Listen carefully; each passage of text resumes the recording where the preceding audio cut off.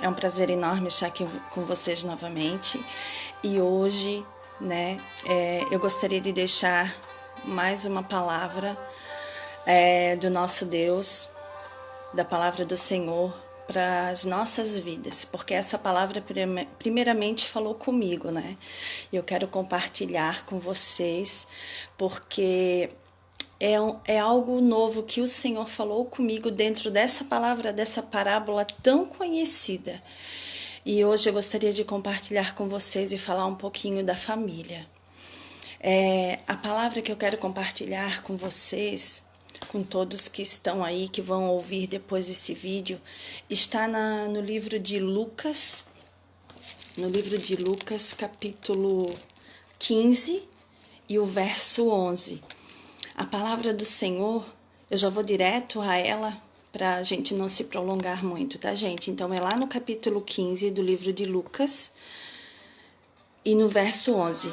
Diz assim, ó: Um certo homem tinha 2 filhos e o mais moço deles disse ao pai: Pai, dai-me a parte dos bens que me pertence.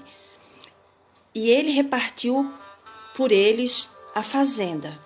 E poucos dias depois, o filho mais novo, ajuntando tudo, partiu para uma terra longínqua e ali desperdiçou os seus bens, vivendo dissolutamente. E havendo ele já gasto tudo naquela terra, houve naquela terra uma grande fome e começou a padecer necessidades. E chegou a um dos cidadãos daquela terra, o qual o mandou para os seus campos a apacentar porcos. E desejava saciar o seu estômago com as bolotas que os porcos comiam, porém ninguém lhe dava nada. E tornando-se a si, disse: Quantos jornaleiros de meu pai têm abundância de pão e eu aqui pereço de fome? Levantar-me-ei e irei ter com meu pai. E dir-lhe-ei: Pai, pequei contra o céu e perante ti. Já não sou digno de ser chamado teu filho. Faze-me como um dos teus jornaleiros. E levantando-se foi para o seu pai. Quando ainda estava longe, viu o seu pai e se moveu de íntima compaixão e correndo lançou-se ao pescoço e o beijou. O filho lhe disse: Pai, pequei contra o céu e perante ti, já não sou digno de ser chamado teu filho. Mas o pai disse a seus servos: Trazei depressa a melhor roupa e vesti-lo, e pondo-lhe um anel na mão e alparcas nos pés, e trazei o bezerro cevado e matai-o, então comamos e alegramo-nos. E o seu filho mais velho estava no campo, porém veio e chegou perto da casa, ouviu a música e as danças, e chamando um dos servos perguntou-lhe o que era aquilo.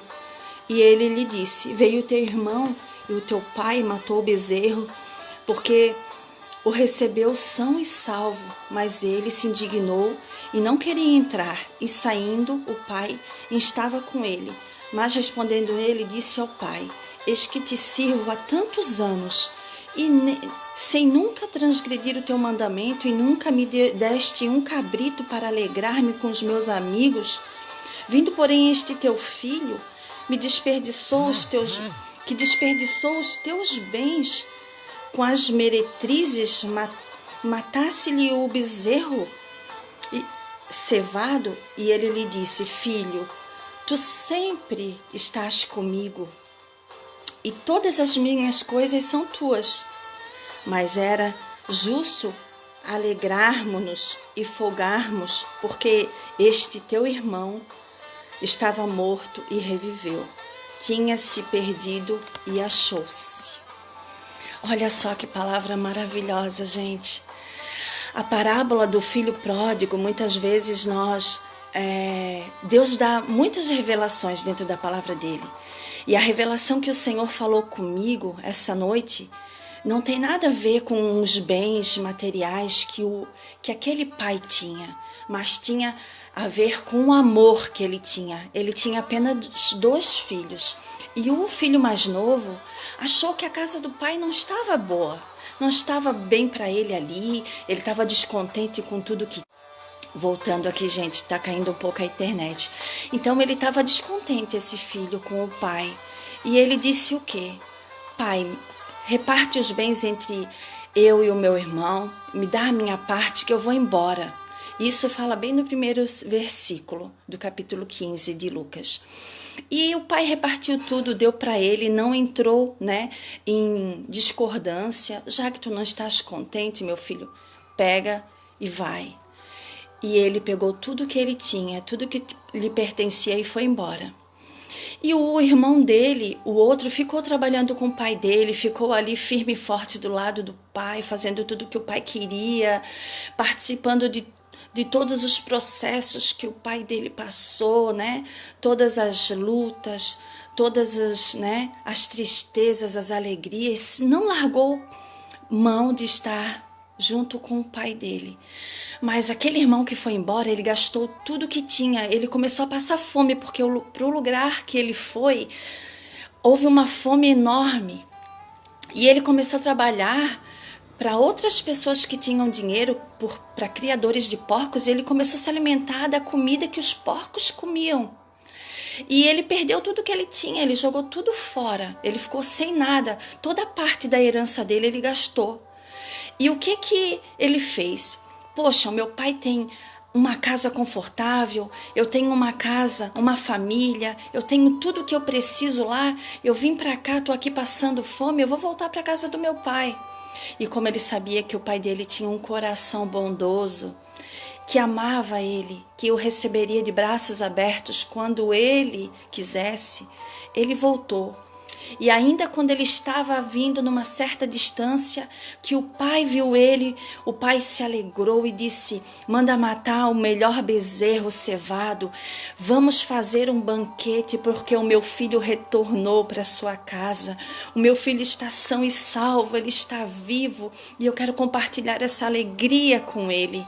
Mas o filho, o irmão que ficou, o filho mais velho, se indignou-se com a posição que o pai tomou e disse: como assim? Ele pega tudo que te pertencia, a parte que lhe cabia, gastou tudo com meretrizes, em prostituição, em coisas que não valeram de nada para a vida dele. Ele jogou tudo fora e agora o Senhor recebe ele como se ele não tivesse feito nada, como se nada que ele fez tivesse peso, como se ele fosse um santinho, né? Digamos que hoje no nosso tempo falaríamos isso, como se ele não tivesse feito nada. E o pai dele disse: meu filho. E ainda ele disse mais: para mim o Senhor nunca mandou matar um bezerro cevado. O bezerro cevado na época, gente, era uma das melhores comidas, né? Uma das melhores porções de carne que poderiam se existir. Algo fino, refinado, bem cuidado, bem tratado. Quando a gente saboreava essa carne, ela era como um filé mignon. Então o filho mais velho ficou indignado porque, além de tudo, o pai ainda mandou matar a melhor parte de um animal para dar para esse filho que voltou ao lar. E ele disse: para mim o Senhor nunca fez isso. E o pai dele disse para ele: meu filho, tu sempre estivesse aqui em casa, tu sempre tivesses tudo e poderias ter tudo o que tu quisesse, mas o teu irmão estava perdido e ele voltou ao lar são e salvo, ele está vivo, né? Não te indignes, mas o irmão não quis nem entrar dentro de casa. Disse: o que está acontecendo? Está rolando uma festa aí? O que está acontecendo aí nessa casa? Que tanta alegria é essa? E quando ele viu que os criados falaram que era o seu irmão que tinha voltado, ele se indignou. Ele achou que ele não tinha o direito de voltar para casa porque ele tinha pegado parte da herança e jogado fora, gastado tudo. E ainda voltado com a maior cara de pau, querendo desfrutar do que tinha ficado. Gente, trazendo para o nosso tempo, esse pai, né? Ele faz o papel de hoje para nós em nossas vidas como o nosso pai na nossa casa. Aqui a palavra de Deus, levando para o lado espiritual, fala muito do nosso Deus, da maneira que Deus age conosco, né? Ele nunca rejeita uma pessoa por aquilo que ela fez, pelos erros que ela cometeu. O nosso Deus, ele não rejeita ninguém, ele não faz acepção de pessoas. E esse pai, nessa casa, ele está dizendo: Não importa o que aconteça, nós, enquanto família, devemos nos unir sempre.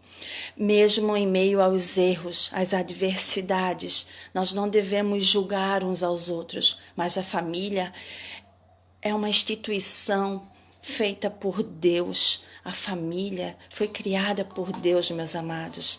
Então, o que Deus está falando conosco aqui? Não importa o erro ou aquilo que os nossos irmãos de carne e sangue, eles venham a cometer.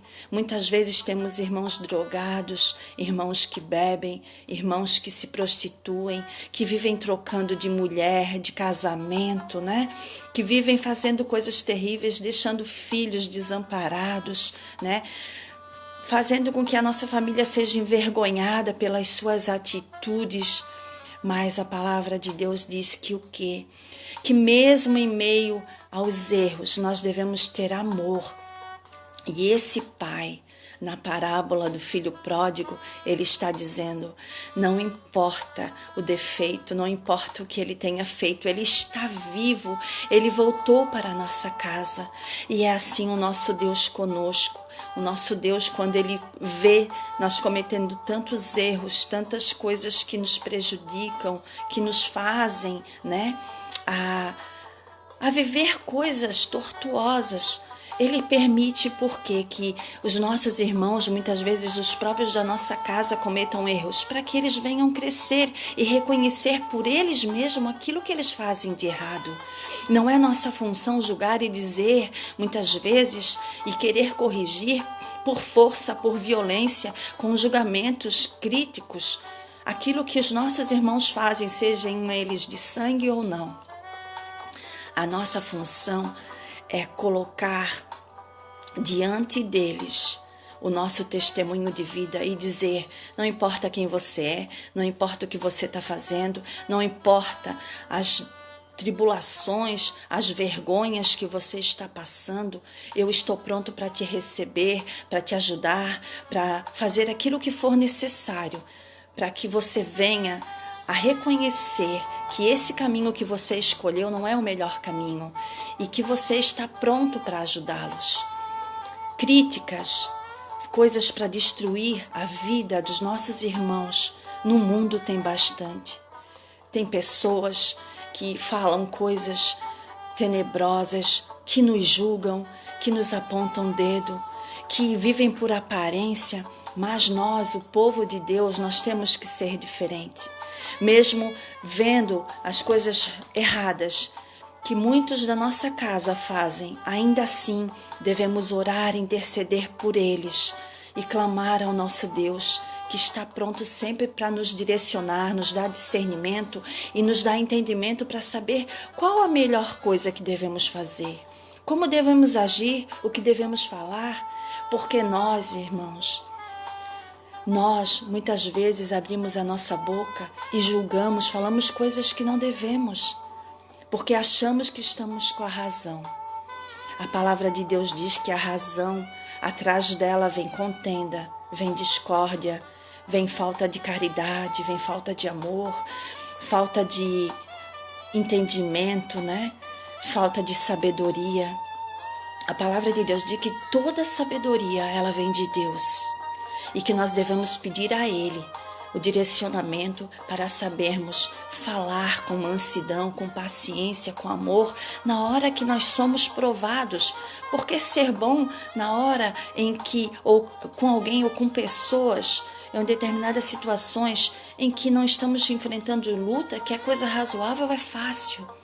Mas quando realmente estamos ali sendo provados, ofendidos, amargurados por alguém ou por alguma situação, nós colocamos, né, o nosso eu para fora, as explosões pessoais, né, o nosso eu, e não sabemos agir como deveríamos. As nossas atitudes, elas falam muito de quem nós somos. Então, é uma coisa que nós devemos nós mesmos nos avaliarmos. Analise-se o homem a si mesmo, a palavra de Deus diz, se analise e venha, né? Como agora nesses momentos, né, tão difíceis. Tanta gente que nunca nunca olhou para o nosso Deus Todo-Poderoso, nunca reconheceu que precisava dele. Agora, com o momento dessa tragédia, dessa revolução mundial que está acontecendo por causa de um vírus, de uma praga, tem reconhecido que se não for Deus, se o Senhor não estiver sobre as nossas vidas, nos defendendo, nos protegendo, são realmente... Não temos o que fazer, somos insignificantes. O Pai eterno, o Pai do lugar que envia, de onde nós viemos, porque nós não pertencemos a esse mundo. Nós estamos nesse mundo, mas nós temos um lugar que a palavra de Deus diz que o Senhor Jesus foi preparar para nós uma morada, um lugar para vir nos buscar. Já está, se cumprindo muitas coisas da palavra, já se cumpriram, outras estão se cumprindo, mas antes que todas elas se cumpram, conforme a vontade de Deus, o mundo não vai acabar, não vai acontecer coisas antecipadas, mas nós devemos saber que Deus nos orienta, como nessa parábola, a sermos filhos que reconhecem os seus erros e voltam atrás.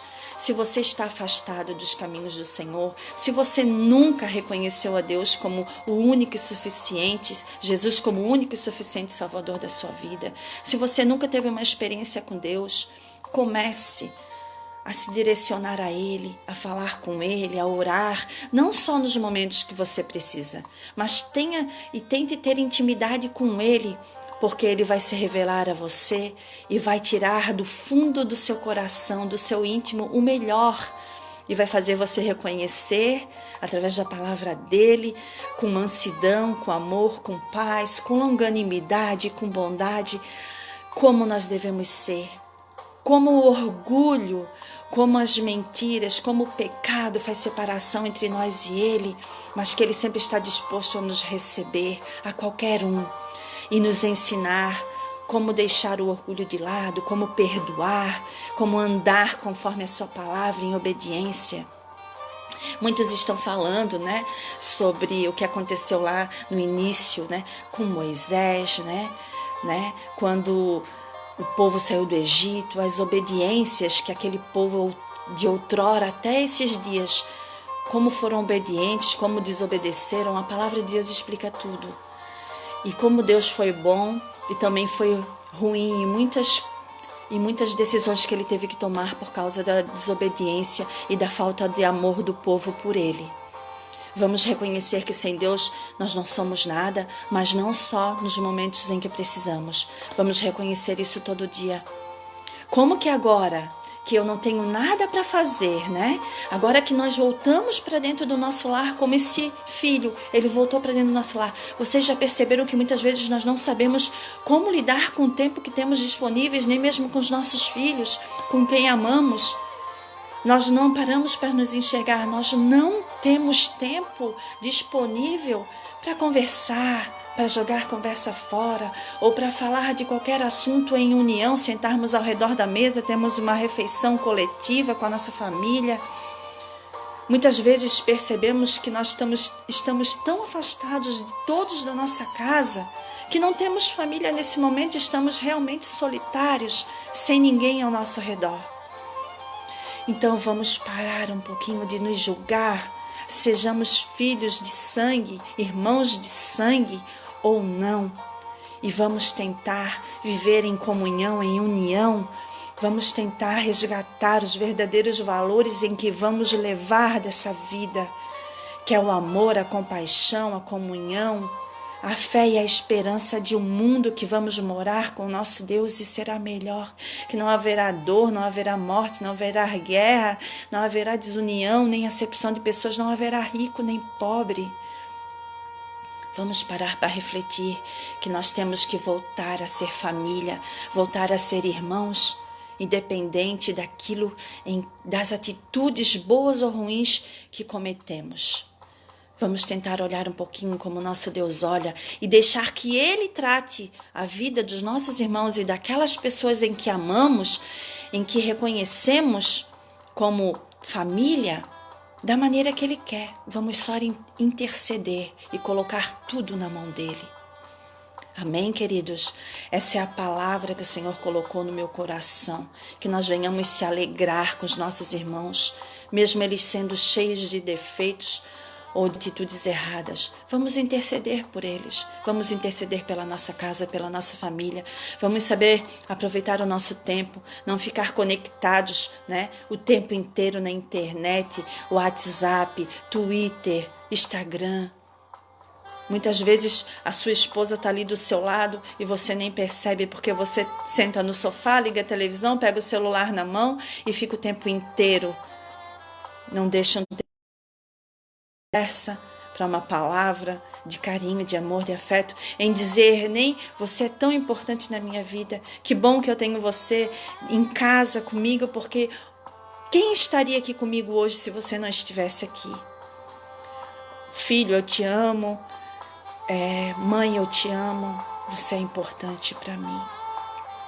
Vamos reconhecer as nossas diferenças e vamos respeitá-las, mas não vamos esquecer do amor que precisamos ter pelo próximo, pela nossa casa, primeiramente, porque a nossa conversão, primeiro, ela tem que começar dentro da nossa casa, da nossa família. Não importa o que eles vão falar ou pensar ou dizer a seu respeito, importa o que Deus pensa a nosso respeito, mas nós temos que aprender que o nosso Deus nos ensina a proceder em todas as áreas, na família, no trabalho, em todos os lugares em que vamos e estamos, o Senhor nos ensina a viver da melhor forma possível.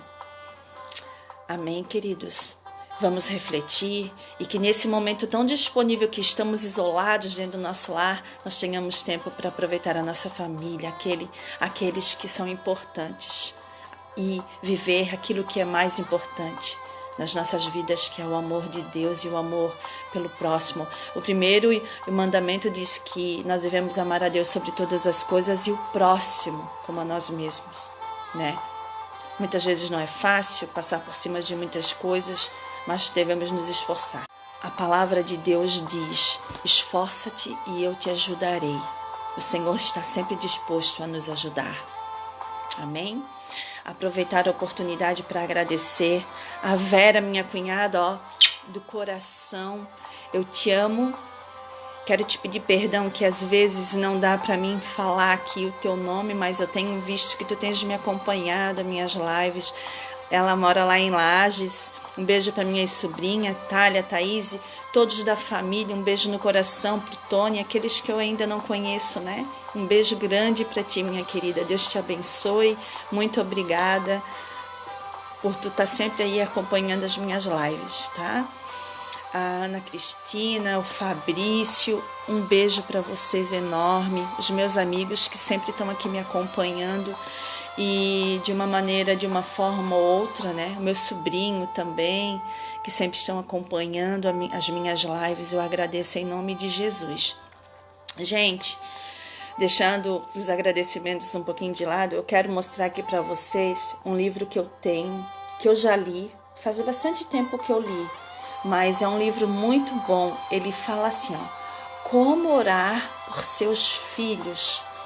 Às vezes nós, como mães, nós temos que tomar algumas atitudes, né? Fazer algumas coisas muitas vezes que é tão difícil, às vezes tomar uma atitude mais severa, né? Corrigir, e às vezes nos ressentimos e nos entristecemos.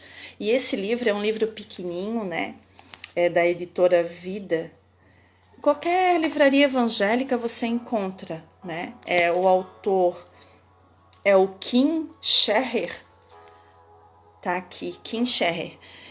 E fala como a gente deve orar pelos nossos filhos, como a gente deve interceder por eles, o que você espera de seus filhos, como que eles sejam fortes, né? Que eles cresçam alicerçados na palavra do Senhor, que eles tenham princípios diante de Deus, né? Como as mães podem proceder e orar e estar intercedendo por ele, né? Quais os desejos do seu coração para o seu filho, como você deve pedir isso a Deus, de que forma você deve enfatizar isso diante do nosso Deus. E ele é um livro muito bacana, ele é fininho, né? Também orar pelos amigos dos nossos filhos, aqui fala também, porque os nossos filhos, eles são sujeitos, né, aí fora ao mundo. E às vezes acontecem tantas coisas longe dos nossos olhos que nós não temos controle e não sabemos. E só intercedendo pelos nossos filhos, pedindo que o nosso Deus guarde-os e proteja-os de todo mal, é que conseguimos, né, que os nossos filhos venham a trilhar essa caminhada no mundo, até que o Senhor permita, né, e em segurança.